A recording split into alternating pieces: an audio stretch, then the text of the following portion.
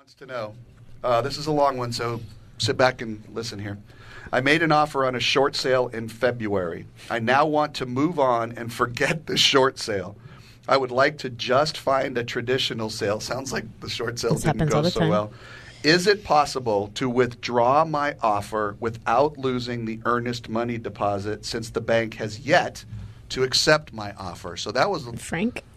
Well, there's no actual agreement, or they're not under contract officially to open escrow and acceptance and so forth. So at that point, put in the withdrawal. There shouldn't be an issue with the release of your funds because you're not officially accepted or officially under contract. So just because they made the offer. There's no agreement. If they didn't accept the offer, they're actually right. There's no funds in escrow. I don't know why there's an earnest deposit to open an escrow if there isn't an accepted offer. He probably gave the check to the real estate agent, which is holding it in a safe. They put it in a trust account, basically. Yeah, in a trust account. The agents will do that often. Talk to your agent. Ask them that specific question.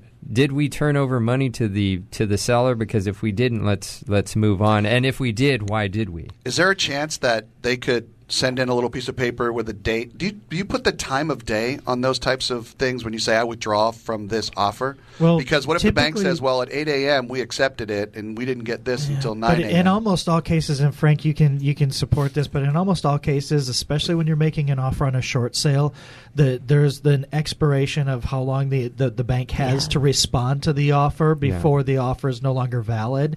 And it's usually like 72 hours or 24 hours or something like that. And and usually a real estate agent that's familiar with short sales. So you're basically saying, give me an answer within 72 hours or else this offer is no longer valid.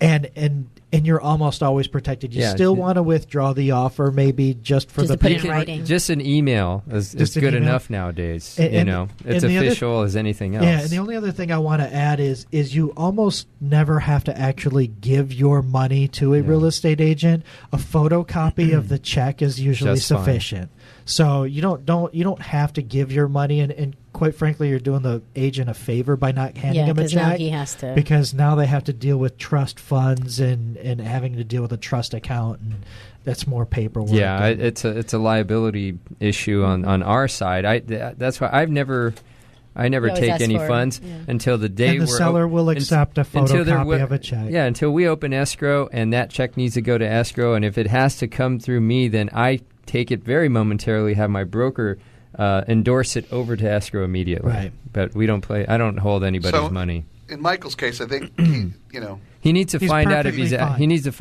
actually okay. if he's actually under any kind of contract with the seller, or is it just preliminary? We're kind of people are allowed. Each other out.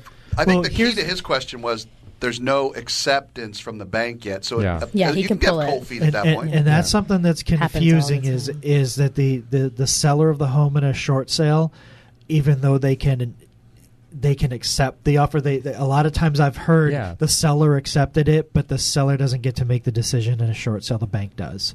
So whether what the seller says is irrelevant. Yeah, and the seller being the borrower, homeowner of the home. Right, because they're still the seller in a short sale. They're still the seller, but the shot caller is the bank because they're the ones who gave the money to the homeowner to buy the home. Got it. So, okay. Hey, Michael, thanks a lot. We appreciate that. Get your money back, Michael.